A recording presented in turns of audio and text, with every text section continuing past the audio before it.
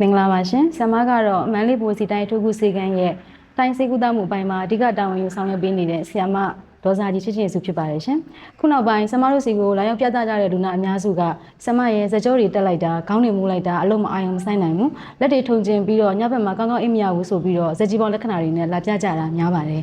ခုလိုဝေဒနာခံစားရတာဟာတိုင်းစေပညာအရာ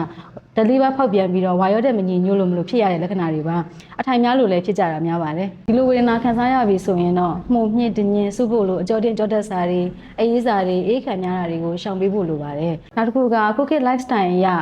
ဖုန်းသုံးမှုများတာတွေအာရုံစိုက်မှုများတာတွေကိုအနေထားမှန်မှန်တဲ့ပုံစံတွေကိုဆင်ခြင်ပေးဖို့လိုအပ်ပါတယ်နောက်ထပ်ဆ iam အကြံပြုပေးချင်တာကတော့ဇက်ပခုံးကျော်ရိုးပိုင်းဆိုင်ရာအကျော်လျှော့လေးကျင်ကန်တွေလုပ်ပေးဖို့လိုပါမယ်အဲ့တဲ့ခါကြလို့ရှိရင်လည်းခေါင်းအနေထားကိုမနှိမ်လို့မမြင်လို့အနေတော်ဖြစ်အောင်တတိထားဆင်ခြင်ဖို့လိုအပ်ပါတယ်ခုလိုဆောင်ရန်ရှောင်ရန်လေးတွေကိုဆင်ခြင်နေတဲ့ကြားတွေကဝေဒနာတွေခံစားလာရပြီဆိုရင်တော့